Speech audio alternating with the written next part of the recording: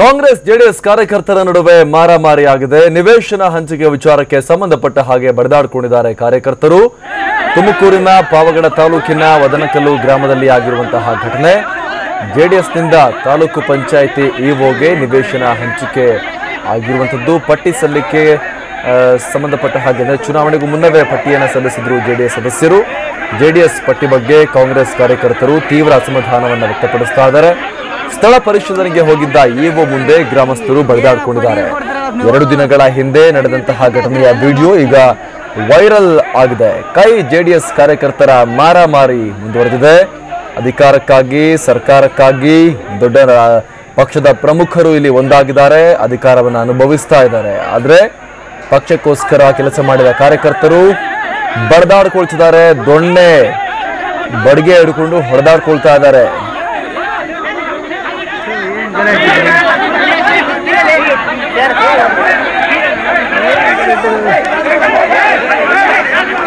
ನಮಗೆ ಮತ್ತಷ್ಟು ಮಾಹಿತಿಯನ್ನು ಕೊಡ್ತಾರೆ ನಮ್ಮ ಪ್ರತಿನಿಧಿ ಮಹೇಶ್.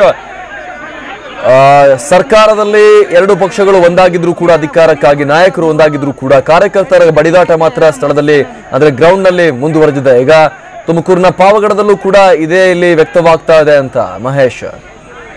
ಖಂಡಿತ ಅಮರ್ ಪ್ರಸಾದ್, ಏನು ರಾಜ್ಯದಲ್ಲಿ ಜೆಡಿಎಸ್ ಮತ್ತೆ ಕಾಂಗ್ರೆಸ್ ದೋಸ್ತಿ ಸರ್ಕಾರ ನಡೀತಾ ಇದೆ. ಆದ್ರೆ ಪಾವಗಡದಲ್ಲಿ ಇಂಥದ್ದೇ ಒಂದು ಏನು ಈ ಕಾಂಗ್ರೆಸ್ ಮತ್ತೆ ಜೆಡಿಎಸ್ ಕಾರ್ಯಕರ್ತರು ಮಾರಾಮಾರಿ ಮಾಡ್ಕೊಂಡಿರುವಂತದ್ದು. ಪಾವಗಡ ತಾಲೂಕಿನ ವದನಕಲ್ಲು ಗ್ರಾಮದಲ್ಲಿ ಘಟನೆ ನಡೆದಿರುವಂತದ್ದು.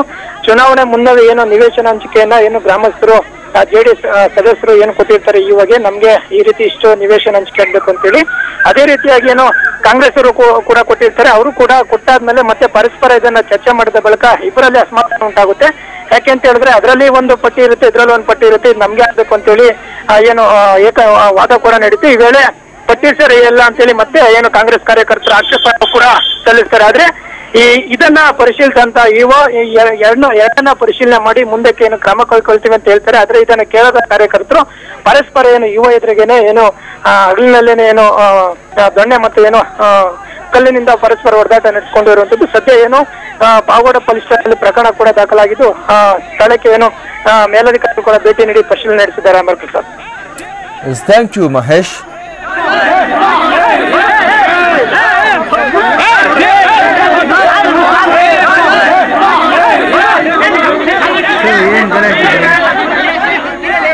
Yeah.